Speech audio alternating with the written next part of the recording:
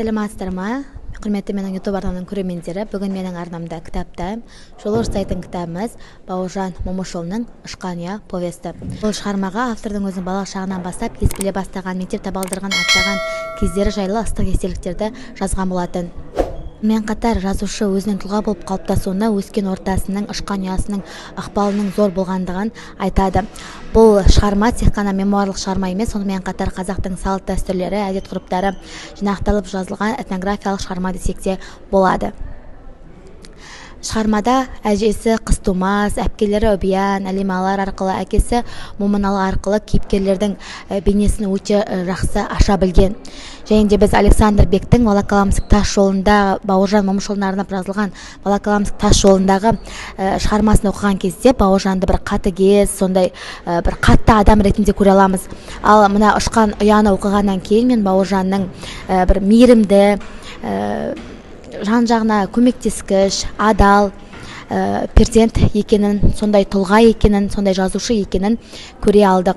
Былайша айтқанда жүрекке жылы тиетін, жағымды эмоциялар тудыратын шығарма, естеліктер, сонымен қатар әжесінің немерелеріне деген көзқарасы, жалпы қазаққа тән салт дәстүрі, әпкелері мен інісінің арасындағы бауырмалдық, атаның келінге деген бір ерекше сыпайылығы, соның барлығы осы шығармада көрініс тапқан.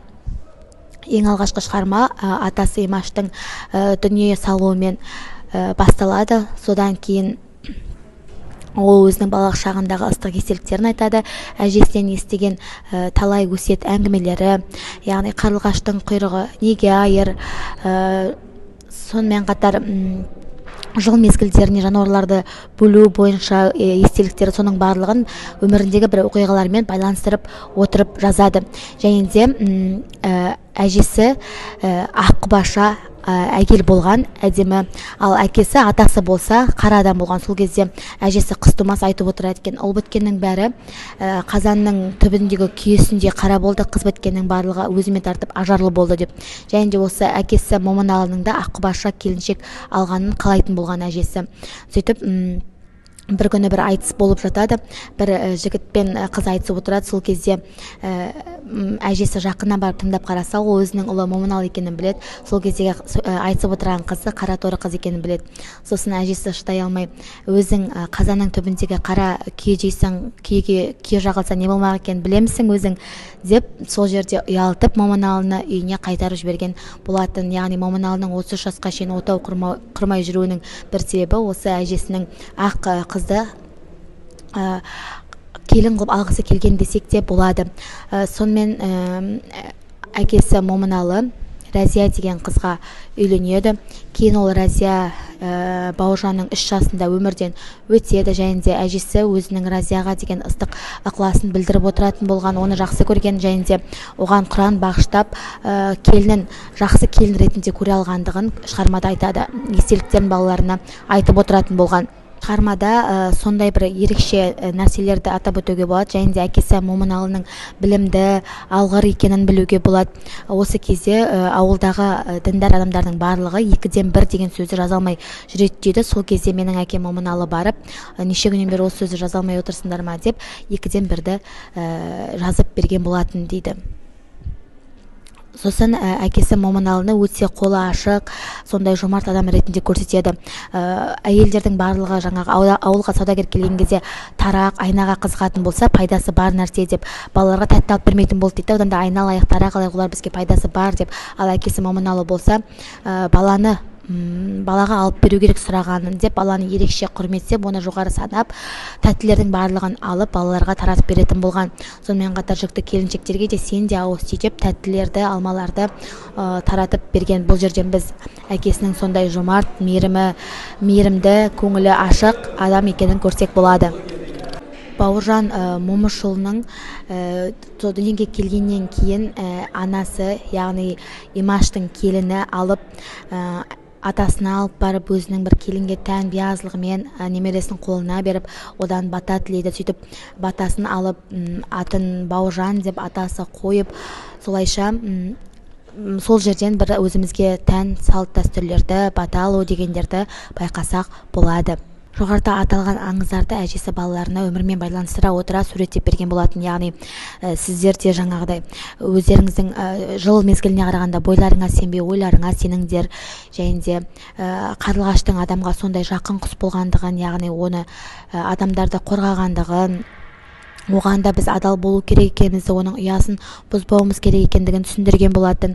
Нақыл, қазіргі таңда нақыл сөзге айналып кеткен Бауыржан Момышұлының осы ұшқан ұядағы сөзі: ертексіз өскен бала рухани мүгедек адам. Расында да қазіргі таңда біздің балаларымыз ертегі өспей өсіп жатыр, өкінішке орай. Сол қателікті түзеп, көңіл бөліп ертегі айтып берсек, олар рухани мүгедек болмас еді. Бауыржан секілді көз алдына елестетіп, әжесінің айтқан әңгімелерін, өсиеттерін, бесік жырларын ол тыңдаған. Солай мүмкін балаларымызды өсірсек, басқаша тәрбиеде рухани бай болар ма еді, жылу жетсер ме еді, көңіл бөлінер ме еді деген бір кішігірім ойым бар.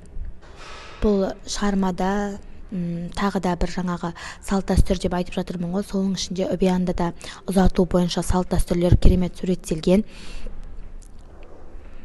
Ол жерде жаңағы жолдасы Аюбайға бірден шықпауы, өзінің қызға тән нәзіктілігімен, назылығымен жүруі, осының барлығы да шығармада әдемі суреттеледі.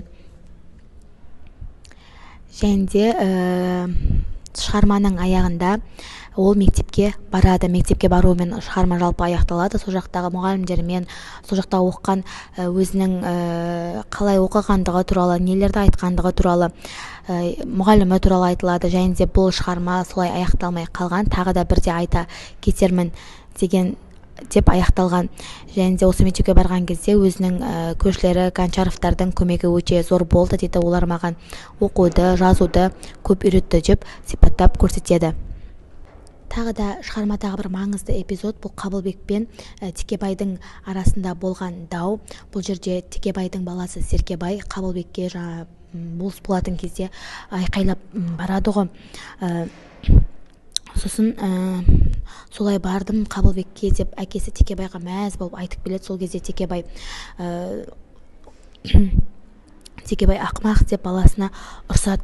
Сосын жаңағыдай өзінің қолдарын жинап алып, Текебай өзінің қолдарын жинап алып Қабылбекке барады. Олар ойлайды, бізге жаңағыдай ұрыс айтайын деп отыр, айқай шығарайын деп отыр деген сияқты қорқынышпен алдарында тұрады. Сол кезде Текебай аттан түсіп жаңағыдай Қабылбектің қасына келіп, менің күшігім саған қарап шәуілдесе керек, Қабылбек, айыбын көтергелі келдім алдыңа, кешіремісің сірә дейді. Содан кейін Қабылбектің қабырғасы сөгіліп, өзі ұялып, қалбалақтап, атынан аунап түседі. О, текті бе Текебай, сенің балаңның айыбына менің айыбым асып кетті дейді. Мен сіздің сөзіңізді аттан түспей тыңдағаным үшін кешірім сұраймын деп, екеуі ара солай татуласқандықтарын көрсетеді. Билікке жармаспай, бұл жерден де біз үлкендердің балдарына қарағанда баланың ісі шала дейді ғой. Үлкендердің соны орнын біліп, алдына барып кешірім сұрап, өзі үлкенмін демей, би болыспын демей, кіші қателік түзеп, кіші пейіл болғандығын да баса назарға алсақ болады. Міне осындай тәрбиені көрген атасы Имаштың өзінің топ алдындағы абыройын көрген, әкесі Маманалының мейірімділігін, адамгершілігін, білімділігін көріп өскен, әжесі Қызтумастың әртүрлі аңыз ертегілерін тыңдап өскен біздің Бауыржан қазіргі біз білетін батыр, жазушы, үлкен тұлға Бауыржан ретінде қалыптасты. Манағы сөзімді тағы да айта өткім келеді. Ертексіз өскен бала рухани мүгедек адам. Расында біз тарих осы әдебиетімізде кімді алсақ та барлығын әжесі ертегі оқыған, әжесі айтқан, әжесі көп аңыз айтқан деп айтамыз. Соның ішінде мысалы Абайды да айтсақ болады, Зере әжесі арқылы ол көп нәрсені танып білді, кейін өзінің қызығушылығы туып ізденді деп. Осы секілді міне Қызтумас әжеміз де Бауыржанға кезінен сондай аңыз әңгімелерді айтып, оны батылдыққа, қорқынышын жеңуге, адамгершілікке, өз-өзін қадірлеуге, өзгені қадірлеуге деген сезімдерінің барлығын ертегі аңыздар арқылы бойына сіңіре білгендігін көрсек болады. Назарларыңызға көп рахмет. Алдағы уақытта тағы да өзге кітаптарға шолу жасайтын боламын. Алдымнан алыстамаңыздар. Сау болыңыздар.